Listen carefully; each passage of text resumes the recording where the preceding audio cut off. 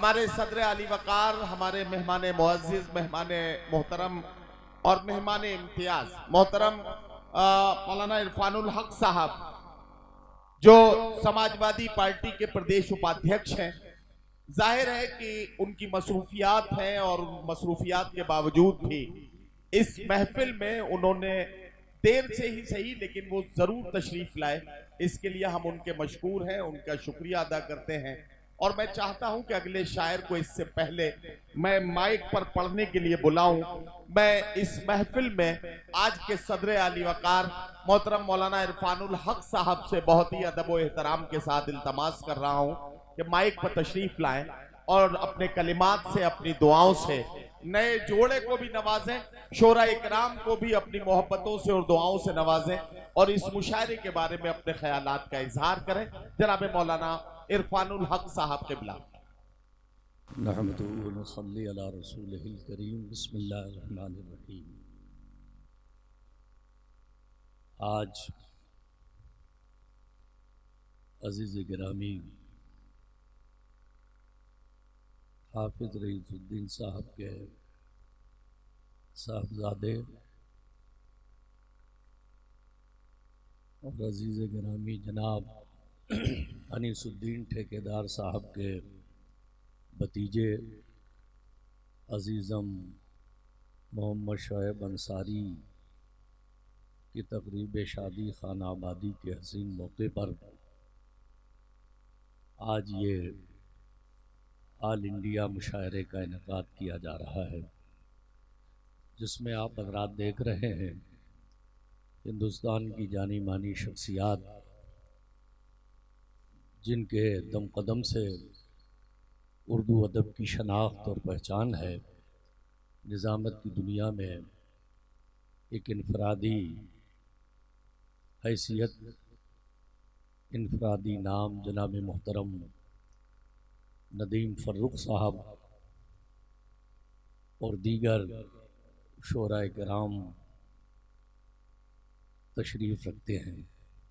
हज़रात, यूँ तो शादियों के मौक़ों पर आप हम सब जानते हैं कि क्या क्या वाहियात, खुराफात हमारे और आपके बीच में पाई जाती हैं। ये अज़ीज़ी हाफिज़ रईसुद्दीन साहब ने उर्दू अदब से अपने शगफ़ और लगाव का इजहार इस तरह से किया कि उन्होंने अपने बेटे की शादी पर एक शानदार मुशायरे का इनेकाद किया। उर्दू ज़बान हमारी धरोहर है, हमारी सक़ाफ़त, हमारा कल्चर, हमारी पहचान, हमारी तहज़ीब उर्दू अदब से कहीं न कहीं मुंसलिक है। आज के इस दौर में मैं ये देखता हूँ कि उर्दू धीरे धीरे ख़त्म होता जा रहा है और लोग भी बज़ोर ताकत इसे मिटाने पर लगे हुए हैं।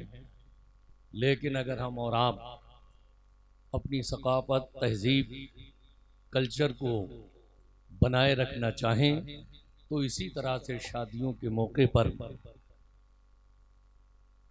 मुशायरों का अहतमाम करें ताकि उर्दू अदब ज़िंदा रहे। उर्दू अदब के ज़िंदा रहने से हमारी पहचान, हमारी शनाख्त ज़िंदा रहती है। आप जानते हैं कि इस शायरी की दुनिया में बहुत सिमटे फैले हुए मज़मून को एक शेर में समेट दिया जाता है। जो मुकर्रिर किसी भी वाक़े को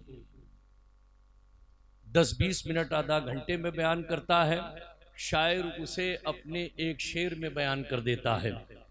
उसके तख़य्युल और परवाज़ की हदों को आप हम और आप न नाप सकते हैं, न तोल सकते हैं। शेर व शायरी की दुनिया में जहाँ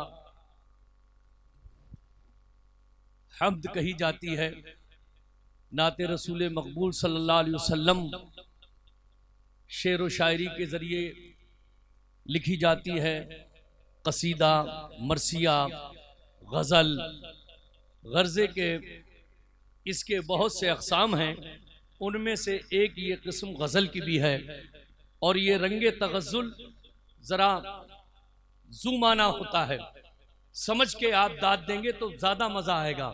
खाली हुल्लड़बाजी के बज़ाहिर इश्क के जज्बात का एहसास हो जाए तो नौजवान एकदम, ये पैमाना है आपका कि आप किस तख़य्युल और किस अंदाज में सुनना चाहते हैं, आपके अंदर भी कुछ है या नहीं है, या खाली हुल्लड़बाजी है। शेर को सुनिए और समझ के दाद दीजिए, इसलिए कि शेर की दुनिया अपने आप में बड़ी वुसअत रखती है, बहुत फैलाव रखती है, और समझ के समझना, क्योंकि ये रंगे तगज़्ज़ुल जो है वो ज़ूमाना होता है। आशिक मुहिब जिससे भी मोहब्बत करता है वो जिस तरफ चाहे ले जाए, रुख दिने या महरे समा, ये भी नहीं वो भी नहीं, शब जुल्फ या मुश्के खुता, ये भी नहीं वो भी नहीं। अब आप क्या समझे, आला हजरत ने नात कही है, लेकिन आप अगर इसको दूसरी तरफ ले जाना चाहें तो आपका अपना तख़य्युल, आपका अपना नजरिया और ख्याल है। अल्लामा हसन ने कहा, दिल दर्द से बिस्मिल की तरह लौट रहा हो। अब क्या समझोगे इससे, दिल दर्द से बिस्मिल की तरह लौट रहा हो, सीने पे तसल्ली को तेरा हाथ धरा हो। अब आप चाहें इसे जिधर चाहें ले जाएं। हम लोग आज जो इस मंच पर हैं, हम लोगों के लिए कोई मंच ऐसा नहीं है कि हम लोग इन मंचों के कहीं ना कहीं मोहताज हाजतमंद हैं।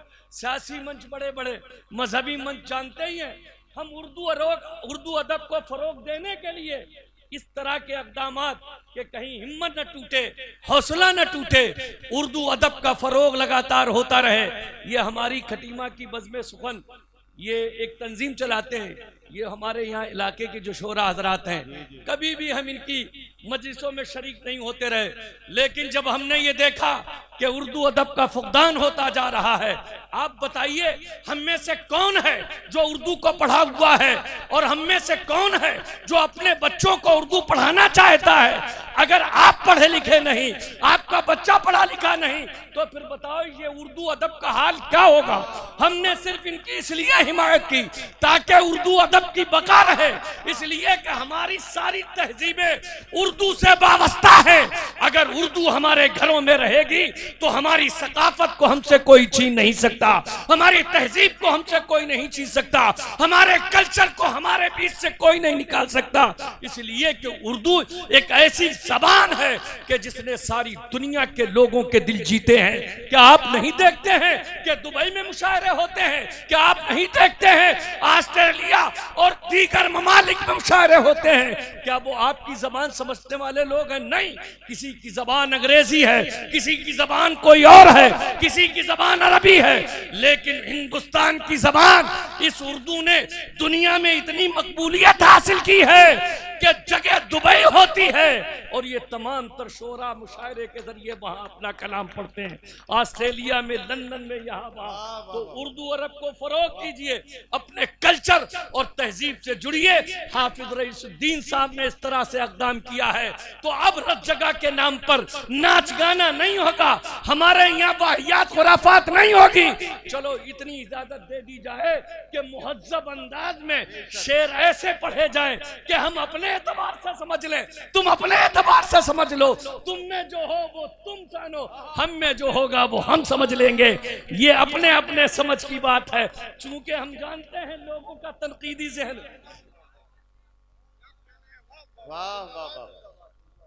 तनकीदी जहन है, क्रिटिसाइज लोग करते हैं, और क्रिटिसाइज करने वाले लोग कभी भी अपने आप को तराजू के किसी पल्ले में नहीं रखते हैं। इसलिए कि हर आदमी की दो आंखें पूरे जमाने को यहाँ से वहां तक देखती हैं, लेकिन जब तुम्हारी आंख में तिनका पड़ता है तो फिर वो तुम्हें नजर नहीं आता। उसकी जरूरत फिर इनकी है, इनकी है, इनकी है, इनकी है। दो आंखों से दूर तक देखना अलग बात है, लेकिन अगर इन आंखों में तिनका या गर्द गुबार पड़ जाए तो तुम अपनी आंखों में पड़े हुए तिनकों को नहीं देख सकते।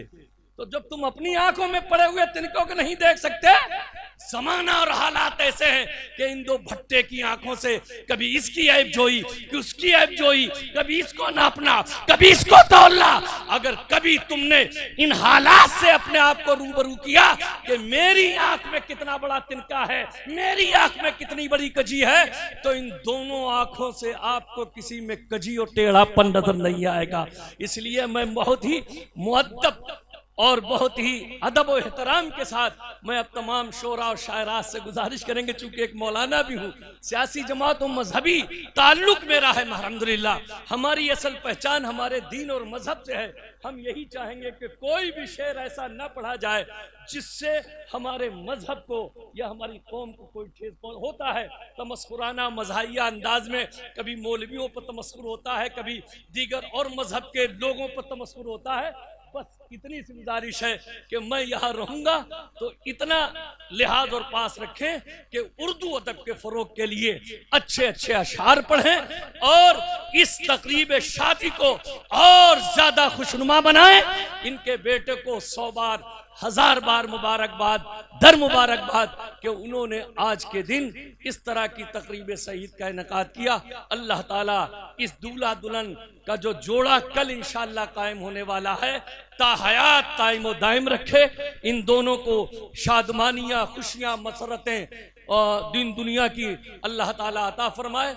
अल्लाह ताला इनके माबैन में ताहयात ऐसे ही मोहब्बत कायम व दायम रहे। वाखिर दावाना।